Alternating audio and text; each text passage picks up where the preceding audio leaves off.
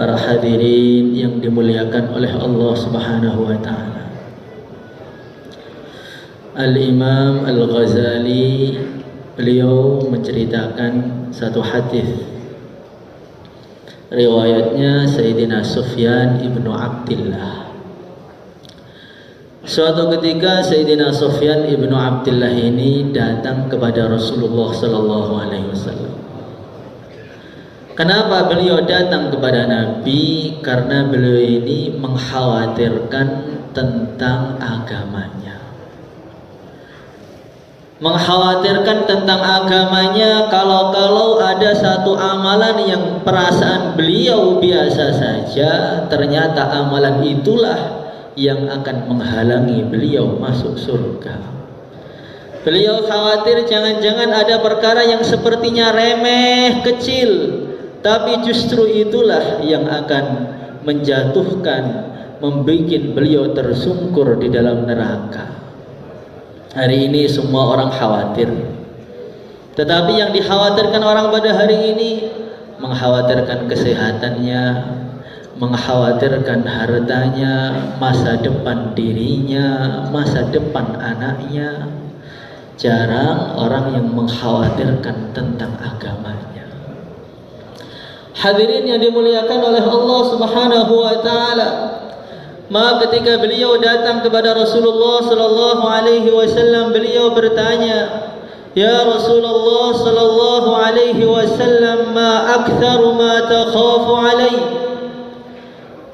Ya Rasulullah sallallahu alaihi wasallam, perkara apa yang paling engkau khawatirkan dari diri saya? Perkara apa yang paling membahayakan dari diri saya? Amalan apa ya Rasulullah sallallahu alaihi wasallam? Fa akhadha Rasulullah sallallahu alaihi wasallam bilisanihi thumma qala hadza. Maka Nabi Muhammad tidak menjawab. Beliau memegang lidah beliau mengatakan, inilah yang saling saya khawatirkan untuk kamu.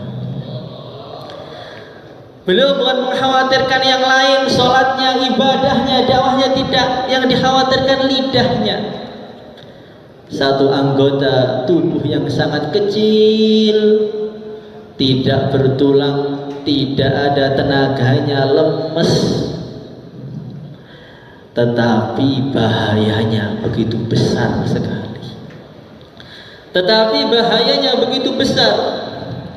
Maka Rasulullah sallallahu alaihi wasallam beliau bersabda, "Innal 'abda la yatakallamu bi kalimatin ma yatabayyanu ma fiha yahwi biha fi nari ab'ada ma bainal masyriqi wal maghrib."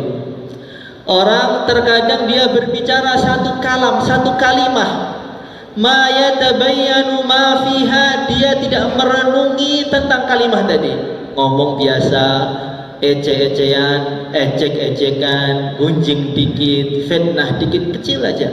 Dia tidak menganggap la yara fiha ba'san, dia tidak menganggap kalimat itu bahaya. Ternyata satu kalimat yang dia ucapkan kurang dari 1 menit tadi menjatuhkan dia ke dalam neraka 70 tahun jaraknya ke dalam. Satu kalimat, ngomongnya sebentar, itu pun tidak terlalu berat, perasaannya menghina orang itu juga biasa saja. Ternyata wa huwa indallahi azim, itu ternyata dosa yang sangat besar yang membuat dia masuk neraka, jaraknya lebih jauh daripada ufuk timur sampai ufuk barat. Hadirin yang dimuliakan oleh Allah Subhanahu wa taala, maka ketika Rasulullah sallallahu alaihi wasallam beliau Isra Mi'raj, beliau melihat ada orang tuh makan bangkai sampai muntah, makan bangkai lagi. Beliau tanya, "Man haula'i ya Jibril?" Itu siapa wahai Jibril? Orang kok makan bangkai busuk kok dipaksakan dimasukkan dalam mulutnya, itu siapa? Maka mereka Jibril menjawab, "Humul ladzina ya'kuluna luhuman nas." Mereka itu orang yang seleranya makan daging manusia ketika di dunia. Sambil ngopi, sambil ngerumpi, malam habis taklim akhir makan dagingnya orang. Urut semua itu tetangganya, orang mahalahnya digunjing satu persatu. Itu yakuluna luhuman nas, orang yang sukanya makan daging mentah. Maka Rasulullah Sallallahu Alaihi Wasallam melihat lagi ada orang mengeluarkan lidahnya, setelah lidahnya keluar dia potong, keluar lagi, dipotong lagi, tumbuh lagi, potong lagi, dengan begitu tersiksa. Maka Nabi tanya, man haula'i ya Jibril, ini siapa lagi? Lidah ditarik-tarik sendiri, kemudian dipotong dengan begitu sakitnya, tumbuh lagi, dipotong lagi. Maka Malaikat Jibril mengatakan, hum khutaba'ul fitnah. Mereka itu para pembicara, mubayyin. Yang dengan bayannya orang bukan semakin dekat dengan agama, tapi semakin jauh dari agama. Orang datang ke dalam bayan dia dalam keadaan iman, karena ada doktrin yang salah. Dia menjelaskan tentang Allah dengan sifat-sifat yang tidak pantas untuk Allah. Dia menjelaskan tentang Nabi berbuat dosa begini begitu karena Nabi Musa takut dengan makhluk dan lain sebagainya. Akhirnya bagaimana? Orang yang datang dalam keadaan iman bisa dikhawatirkan pergi dari bayan, imannya sudah lepas. Itu namanya khutaba'ul fitnah. Kadang-kadang terlalu jos. Nabi Musa itu imannya naik setelah dakwah. Sebelum dakwah itu imannya masih lemah. Ini namanya khutaba'ul fitnah. Hadirin yang dimuliakan oleh Allah Subhanahu wa taala. Dan menjaga lidah yang kecil ini sangat tidak mudah.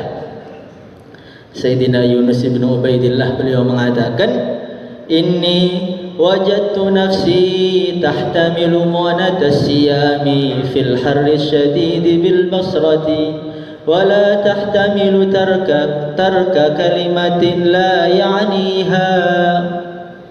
Saya ini, tubuh saya, kata beliau, ini orang ahli mujahadah. Saya ajak puasa di tengah terik matahari yang begitu menyengat, begitu panas, tubuh saya kuat. Saya ajak itu malam tahajud mulai isya sampai subuh, tubuh saya kuat. Saya ajak zikir la ilaha illallah pagi sampai sore, kuat. Tapi tubuh saya ini saya ajak untuk menahan dirinya dari berkata yang tidak bermanfaat, gak kuat. Maknanya bagaimana kata para ulama? Ada orang-orang itu ahli korban. Dia kalau naik hurut 4 bulan itu bisa kuat. Jalan kaki, naik gunung, turun gunung, kena hujan, kena sengatan matahari, kuat. Tidur pinggir jalan tanpa alas, kuat. Tetapi dia tidak tahan mulutnya untuk tidak menggunjing orang. Berat ini, lebih berat daripada jihad fisabilillah, lebih berat daripada tarawih itu yang 30 juz yang mulai isya selesainya subuh. Ada orang-orang di sini tarawih itu habis isya agar subuh baru selesai 30 juz, itu masih ringan. Lebih berat menahan lidahnya dari perkara yang tidak ada manfaatnya. Hadirin yang dimuliakan oleh Allah Subhanahu wa taala. Kenapa berat? Karena manusia itu dituntut untuk menjawab. Ada orang yang fitnah, dia harus bisa menjawab. Ada orang melecehkan, dia harus menjawab. Ada orang menghina, dia harus menjawab. Dituntut untuk jawab. Kalau bertahan itu susah. Masya Allah, ada Syekh Yusuf As-Susi. Beliau cerita, ada seorang wali Allah yang sangat terkenal sekali. Wali Allah yang sangat terkenal sampai kewaliannya itu ke pelosok-pelosok desa, semua orang tahu kalau dia wali besar. Walinya luar biasa. Maka ada satu orang pengen minta amalan kepada wali tadi, pengen ngecek ini seorang ulama, seorang wali yang tersohor ini amalan hariannya itu apa tuh. Akhirnya dia datang, mau salam ke rumahnya. Belum sempat salam, mendengar istrinya itu teriak, marahin suaminya. Marahinya bagaimana? Ya murai, lau aliman nas minka ma'alam la rajamuka bil khijarah. Wahai ulama yang tukang riak, kamu itu kan bagus tuh di depan santri kamu. Ketika kamu ngajar agama itu bagus, seakan-akan kamu tuh wali, orang soleh. Tapi kalau mereka murid-muridmu itu tahu apa yang telah saya ketahui dari diri kamu, tentu mereka akan datang ke sini bawa batu, kamu akan dirajam sampai mati. Maka orang yang dengar berita tadi, kaget. Oh, ini ulama itu cuman casingnya doang ternyata. Yang paling tahu mengenai dirinya itu istrinya. Khiyarukum fi ahli. Orang tuh yang paling baik dengan istrinya. Lah ini istrinya dia mengatakan, seumpama orang tahu apa yang telah kamu lakukan sebenarnya, sifat kamu yang sebenarnya, mereka akan datang bawa batu ngelempari kamu sampai mati. Maka dalam pendengar tadi, orang yang menerima berita itu langsung termakan dia. Oh, dihukum rajam itu kalau orangnya zina. Orang sudah punya istri kemudian zina, maka dirajam hukumannya. Berarti ini ulama, tampaknya ulama berarti tukang cabul ini. Karena hukumannya bukan dicambuk atau diapa, mereka akan datang membawa batu melempari kamu. Nah, tidak ada hukuman seperti itu kecuali zina. Berarti istrinya ini tahu kalau suaminya itu selingkuh. Apa ini? Dah, gak jadi dia. Balik ke rumah. Gak jadi belajar kepada ulama tadi.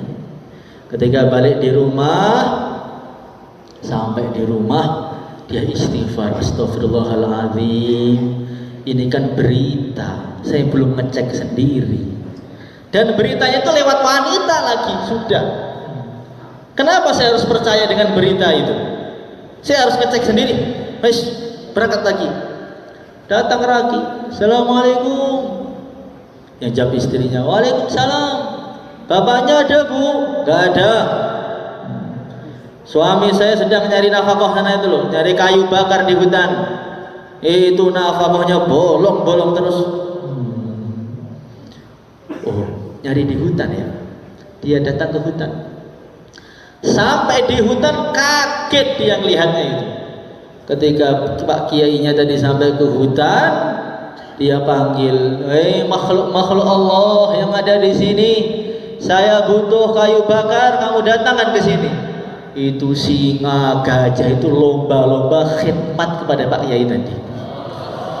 Jadi gajah itu lomba-lomba geger, itu semua yang ada di hutan itu geger semua. Setelah kayu bakar kumpul, diserahkan ke depan Pak Kiainya, oleh Kiainya diangkat pelan keluar hutan dengan dibawa sendiri. Maka langsung dicium tangannya, dicium kakinya, "Ya Sayyidi, bimanil tahadal maqam." Wahai tuanku, dari mana kamu dapat derajat yang begitu dahsyat ini, dari mana? Maka beliau mengatakan, bisabri ala ma sami'tal barikhah. Karena kesabaranku untuk diam dari apa yang kamu dengarkan kemarin. Kemarin malam. Masya Allah, ternyata jadinya wali besar itu gara-gara apa? Dicaci maki tapi dia diam. Dicaci maki kok diam toh Pak? Saya mau klarifikasi. Ganti tasbih saja. Maka ulama mengatakan, Abu Ghazali, wa idza ma hamamta bil lagwi fil batili faj'al makanahu tasbiha. Ketika kamu pengen berbicara, ketika engkau pengen berbicara yang enggak ada faedahnya, tahan, ganti tasbih aja. Subhanallah, subhanallah, subhanallah, subhanallah. Wa luzumus sukuti khairun minan nutqi wa in kunta fil kalami fasiha. Diam itu jauh lebih baik daripada berbicara, walaupun kamu tuh orang yang memang pandai dalam berbicara. Kalau dicaci maki, ganti subhanallah. Hei, kamu tuh begini Pak. Alhamdulillah. Kamu, yarhamukallah. Bagaimana? Siap amal kan? Hadirin yang dimuliakan oleh Allah Subhanahu wa taala. Ketika orang itu bisa menjaga lisannya, bisa menjaga lidahnya, maka anggota-anggota tubuh yang lain pun bisa mudah dijaga. Dalam hadis riwayat Sayyidina Abu Sa'id Al-Khudri, beliau mengatakan, setiap pagi hari seluruh anggota tubuh ini berbicara kepada lidah. Tangan kita berbicara, mata kita berbicara, lisan kita berbicara, hati kita berbicara, kaki kita berbicara secara gaib, berbicara kepada lidah. Ngomong apa? Nangshuduka an tastaqima fa innaka idza istaqamta istaqamna wa in wajajta i'wajajna. Wahai lidah, kami anggota tubuh semua ini berharap pada hari ini kamu berbicara yang baik. Kalau kamu baik, kami baik juga. Tapi kalau kamu buruk, kami bisa lebih buruk daripada kamu. Masya Allah. Maka kalau orang itu bisa jaga lidahnya, nanti mudah dijaga matanya. Akhirnya matanya itu kalau jalan, kullil mu'minina yaghuddu min absarihim, jalan tundukkan pandangan.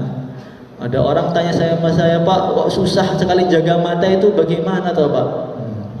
Kok mata saya kok jelalatannya luar biasa, itu bagaimana? Karena tidak bisa menjaga lidah. Tidak bisa menjaga lidah menyebabkan mata pun tidak bisa dijaga. Kalau orang sudah tidak bisa menjaga matanya, nadratun ila mahasinil mar'ah sahmun masmumun min sihami iblis, kata Nabi. Kalau orang itu melihat perempuan yang bukan mahramnya, maka dia mendapat satu panah yang beracun dari panahnya iblis. Faman tarakaha adzaqahu Allah halawata ibadatin tasurruh. Kalau orang bisa menjaga matanya, Allah akan beri hadiah dia kenikmatan dalam ibadah. Orang itu banyak sekarang itu sholat terus, talim terus, tapi nggak nikmat. Kenapa? Karena dapat panah dari panahnya iblis tadi. Sehingga hati itu terkena panah lagi, dipanah lagi, bahkan terpanah. Terpanah itu bukan terpanah dengan panahnya iblis. Hadirin yang dimuliakan oleh Allah Subhanahu wa taala. Kalau orang itu bisa menjaga lisannya, nanti dia juga bisa menjaga hatinya. Maka Sayyidina Malik bin Dinar beliau mengatakan, "Idza ra'aita qasawatan fi qalbik wa wahnan fi badanik wa hirmanan fi rizqik fa'lam annaka qad takallamta ma la ya'nik." Idza ra'aita qasawatan fi qalbik, kalau kamu merasakan hati engkau itu terasa gelap, itu kenapa toh Pak? Gelap itu bagaimana? Gelap itu hatinya tidak bisa menerima perkara yang hak, itu namanya gelap. Kalau ada orang nasihati yang hak, akan dimasukkan ke telinga kanan, dikeluarkan ke telinga kiri. Itu namanya hati gelap. Hati gelap itu bagaimana? Hati gelap itu kalau mendapatkan itu tawaran-tawaran agama, janji-janji Allah, itu nggak tertarik. Disebutkan barang siapa baca subhanallah dapat pahala ini, barang siapa baca ini dapat surga ini, malah ditinggal tidur. Ini namanya hati gelap. Hati gelap itu tidak tertarik dengan janji Allah. Janji Allah itu biasa aja. Itu namanya hati gelap. Tetapi kalau dikasih tahu tentang janji makhluk, kalau kerja dapat segini, melek semuanya.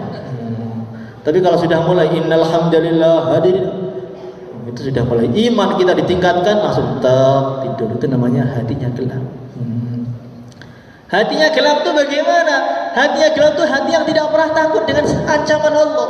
Diancam neraka, diancam nanti azab kubur, itu biasa aja. Bahkan di tengah-tengah ancamannya dia bisa ambil kopi.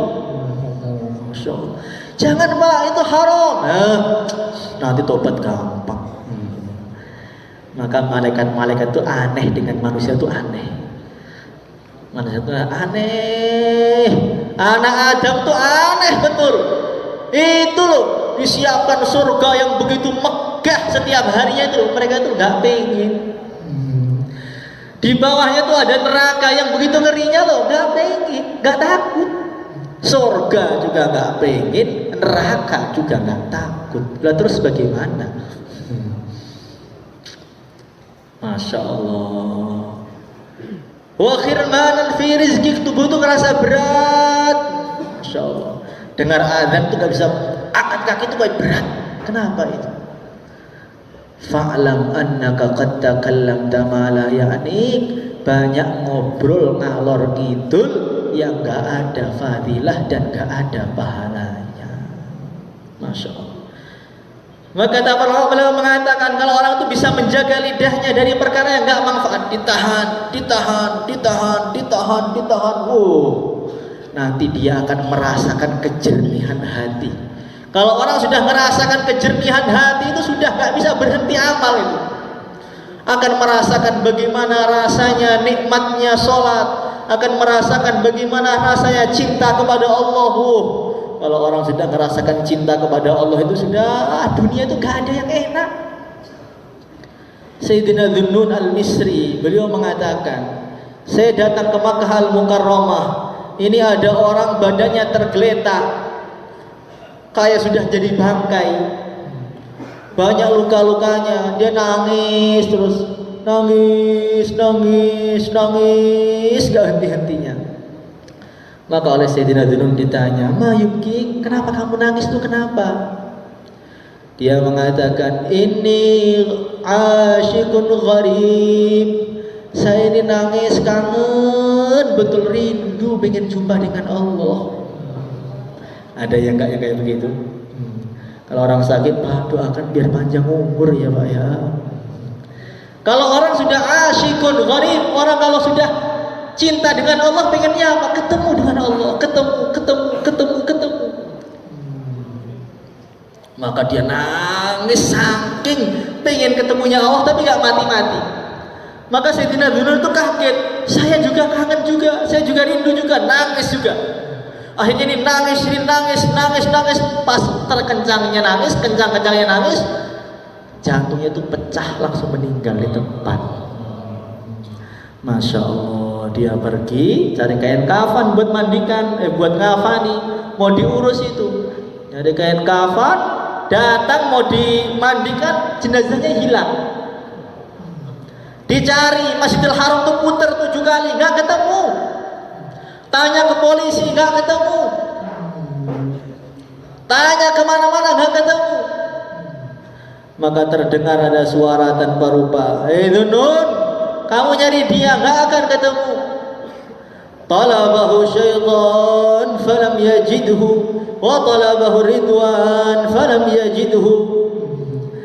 Dulu ketika dia masih hidup, setan laknatullah alaih itu nyari dia, pengen digoda, dicari kemana-mana. Setan tuh iblis gak ketemu nyari dia. Jangankan kamu, ketika dia meninggal, itu malaikat-malaikat rebutan pengen ngurusi jenazah dia, mandikan dia, ngafani dia. Malaikat pun gak ketemu nyari dia. Sampai terakhir malaikat Ridwan, penjaga surga, pengen memberi penghormatan khusus kepada dia, mau diajak langsung ke surga sendiri. Ridwan pun, malaikat Ridwan pun gak ketemu nyari dia. Kamu mau nyari, gak akan bisa ketemu. Maka dia tanya, ya Allah, kalau begitu dia di mana ya Allah? Fi maq'adi sidqin 'inda malikin muqtadir. Di satu tempat yang sangat mulia, yang gak ada yang duduk di situ kecuali siddiqin. Dia telah duduk di sisi Tuhannya. Jadi malaikat pun gak lewat, sudah langsung di sisi Allah. Itu kalau orang sudah hatinya jernih, merasakan bagaimana rasanya nikmatnya mahabbah kepada Allah itu.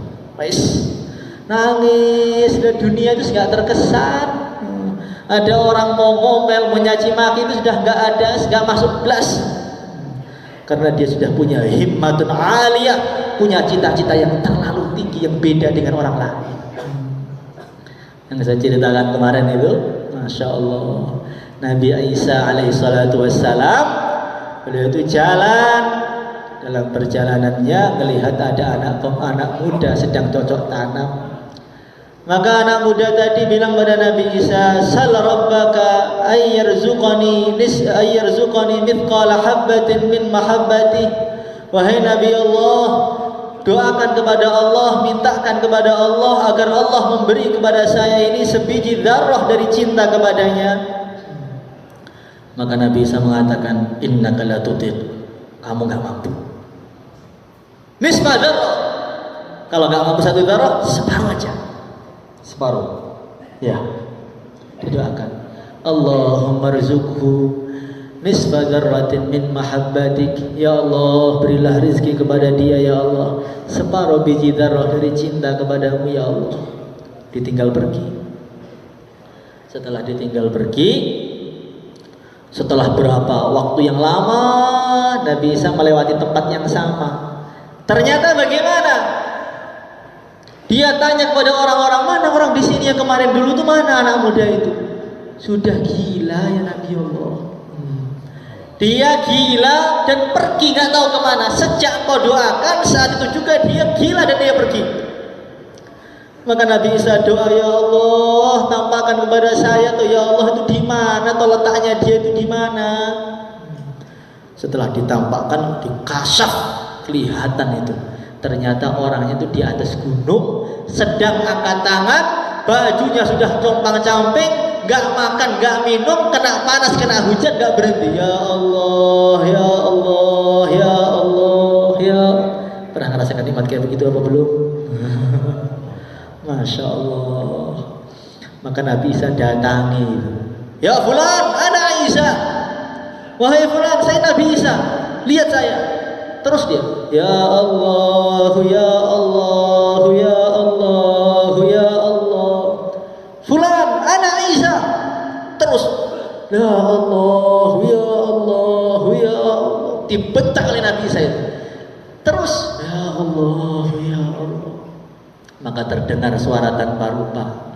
Suara tadi mengatakan, ya Isa, akaifa yasma'u kalam al-adamin man kana fi qalbihi nisfa dzarratin min mahabbati.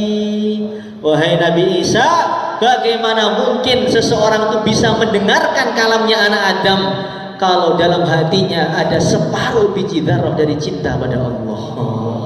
Separuh biji dzarrah saja sudah enggak dengar kalamnya anak Adam. Wa izzati wa jalali law qatta'tahu bil minsyar lama alimah. Seumpama kamu cincang-cincang tubuhnya pakai gergaji, dia tidak akan terasa. Itu kalau orang dapat mahabbah itu begitu.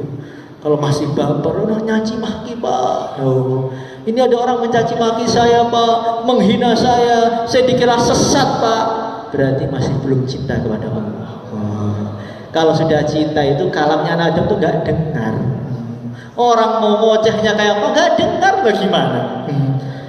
Orang ngoceh, ya Allah, ya Allah. Ngoceh lagi, ya Allah. Orang gila, ya Allah. Dia dipanggil gila, ya nggak apa-apa. Ya Allah, dapat pahala. Bagaimana? Siap? Ini benar ini, masya Allah.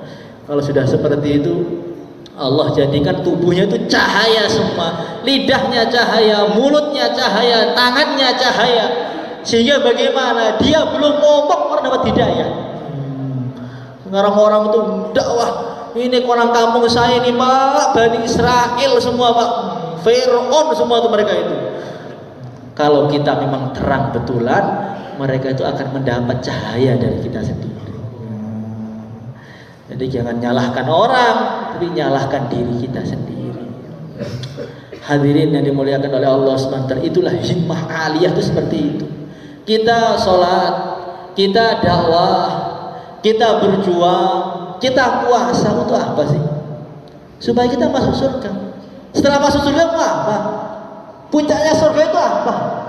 Puncaknya surga itu ketika hari Jumat mereka akan dipanggil langsung oleh para malaikat, kumpul, ditaruh satu tempat, melihat Tuhannya. Itu sudah puncak, sudah. Ketika manusia itu Allah berfirman kepada mereka, saluni, saluni, saluni, saluni, mintalah kepadaku, mintalah kepadaku. Hada hari ini hari tambahan, hari ini yaumul mazid, Allah akan tambah, hari ini saya akan tambah, mintalah. Mereka itu bingung minta apa lagi, semua sudah ada. Maka mereka mengatakan apa? Ya Allah, kami minta ridhomu aja ya Allah. Allah berfirman, kalau kamu gak saya ridhoi, kenapa saya taruh di sini? Sudah saya ridhoi, minta yang lain.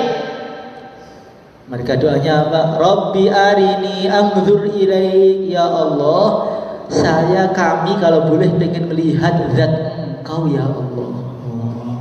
Ketika orang sudah melihat zatnya Allah itu, bidadari 2,5 miliar itu lupa semua. Surga itu hilang saking nikmatnya itu. Surga itu hilang, kenikmatan itu hilang. Nikmatnya luar biasa. Sampai setelah mereka itu mendengar firman Allah dari Allah langsung, Allahumma ja'alna minhum. Dan nanti sopnya kan seperti sop sholat Jumatnya. Kalau Jumatnya di depan, nanti ngelihat Allah di depan. Kalau Jumatnya yang di belakang, di belakang. Kalau di belakang tembok, ya di belakang tembok sana nanti. Masya Allah, ketika mereka sudah melihat Tuhannya itu, badannya itu penuh dengan nur sampai temannya nggak bisa melihat dia. Cahaya semua tubuhnya itu. Dia pulang, istrinya itu bingung, mana suami saya kok cahaya itu. Setelah berapa hari mulai turun, setelah hilang cahayanya, tampannya 1000 kali lipat daripada dulu. Itulah puncak kenikmatan, itulah yang kita cari. Yang kita cari itu apa? Dapat ridha Allah, dekat dengan Allah, bernikmat-nikmat ketika menghadap Allah. Semua itu hanya perantara. Semua perantara, amal kita perantara. Tujuannya itu bagaimana kita dekat dengan Allah. Bagaimana? Itulah himmah aliyah. Tujuannya itu Tuhan begitu loh. Jangan makhluk lagi. Tujuannya dirubah. Jangan dari makhluk ke makhluk, dari makhluk ke makhluk, dari makhluk. Ini Pak, pun ini itu Pak, ini Pak, dari Pak ke Ustadz ke Bapak. Itu makhluk. Mana Allahnya? Itu namanya himmah aliyah. Orang itu punya cita-cita yang tinggi. Ketika orang sudah punya cita-cita Allah, sudah nanti semangatnya itu bukan jos-josan. Semangatnya itu karena cintanya sudah. Kalau sudah karena cintanya nggak bisa dihentikan oleh siapapun. Walaupun seluruh dunia nyaci maki dia tidak akan bisa berhenti. Orang loh dia nggak nyari apa-apa, nyari Allah kok Pak. Saya tuh nyari Allah, bukan nyari Bapak. Jadi kalau ada orang nyanyi maki, dia siapa? Saya nyari Tuhan saya, Allah. Yang penting amal. Fokus amal, fokus dakwah, fokus hidupkan masjid, sudah. Tahan lidah kita dari berdebat, tahan lidah kita dari menghabiskan waktu yang gak ada faedahnya, tahan diri kita dari menggunjing orang, itu merugikan. Setan tuh pinter. Orang tabligh tuh pahalanya banyak, sibuk amal. Setan tuh pinter. Gimana amalnya biar habis? Pagi nanti taklim, sudah khususi, sudah ini, sudah itu. Setan tuh paham. Kalau saya biarkan bisa dapat fimak al-sidqin inda malikin muqtadir nanti. Maka setan itu ngerjain orang tabligh itu bagaimana? Dibikin amalan yang sedikit aja tapi pahalanya hilang. Apa itu? Gunjing orang. Dikit pahalanya hilang. Masya Allah. Sudah letih 4 bulan setiap tahun itu 8 jam 12 jam atau 15 jam setiap hari, sudah capeknya luar biasa itu. Ternyata gunjing 2 menit dikirim semua pahalanya. Masya Allah. Maka jangan kalah pintar dengan setan ini, jangan kalah pintar. Pokoknya perkara yang akan menghabiskan pahala kita, tahan. Akan menghasilkan pahala kita, tahan. Yang dipikir pahala. Ngomong-ngomong melecehkan, ngomong-ngomong perdebatan, ditahan. Fokus amal, fokus dakwah, nyari ridha Allah, mati dalam keadaan iman, insya Allah. Mungkin itu saja yang saya sampaikan. Kurang lebihnya minta maaf. Assalamualaikum warahmatullahi wabarakatuh.